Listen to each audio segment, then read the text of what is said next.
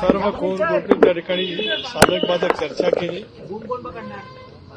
आणि त्याच्यामध्ये राष्ट्रवादी काँग्रेस पक्षाचे आणि पर्यायाने महायुतीचे, कारण एका जागेसाठी ती निवडणूक होते म्हणून उमेदवार म्हणून राजेंद्र जैन हे आज पक्षाने त्या ठिकाणी अधिकृतरित्या उमेदवार ठरवलेले आहेत.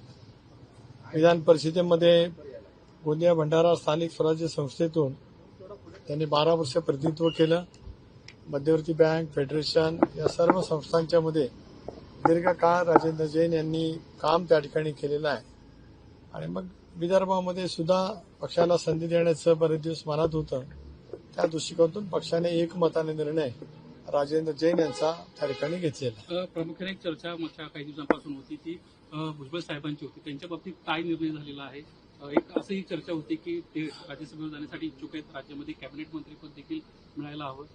एक असं आहे की या संदर्भामध्ये आम्ही पक्षांतर्गत चर्चा केली. भुजबळ साहेब पक्षाचे 99चे संस्थापक राज्याचे अध्यक्ष आहेत. दादांनी निर्णय घेतल्याच्या नंतर त्या निर्णय प्रक्रियेमधलं महत्वाचं योगदान जसं सामा मंडेंचं झालं त्याच्याही पेक्षा तेवढंच योगदान आदरणीय भुजबळ साहेबांचं झालेलं आहे. त्यामुळे त्यांचं ज्येष्ठत्व, त्यांचा अनुभव पक्षाला उद्याच्या दृष्टिकोनातून दिशादर्शक त्या ठिकाणी ठरणारा आहे. त्यामुळे त्यांच्या ज्येष्ठत्वाचा योग्य तो सन्मान होऊनच पुढच्या कालावधीमध्ये त्यांच्या मार्गदर्शनाखाली पक्षाची वाटचाल करत असताना त्या संदर्भातला निर्णय आम्ही एकमताने करणार आहोत. सर, किसका नाम आपने निश्चित किया है? क्या पैरामीटर्स हैं? राष्ट्रवादी कांग्रेस पार्टी की तरफ से हमारे नेता सुनेत्र बहनी पवार, जो हमारे राष्ट्रवादी कांग्रेस के राष्ट्रीय अध्यक्ष हैं, राज्य के उप मुख्यमंत्री हैं, उनकी जगह रिक्त हो गई है.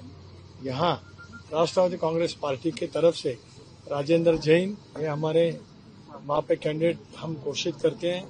जैसे कि एक ही जगह है राष्ट्रवादी कांग्रेस पार्टी की है, लेकिन महायुति की तरफ से हम कल ये चुनाव लड़ने जा रहे हैं. भुजबल साहब नाराज तो नहीं? बिल्कुल हमारे साथ में जब हैं. भुजबल साहब तो ऐसे नेता हैं कि जो उनके जो मन में है वो उनके चेहरे पे भी रहता है और बोलने के लिए कभी रुकते नहीं. जब मेरे साथ में यहाँ पे बाजू में है, इसका मतलब राष्ट्रवादी कांग्रेस पार्टी एक संग काम करते हैं. धन्यवाद.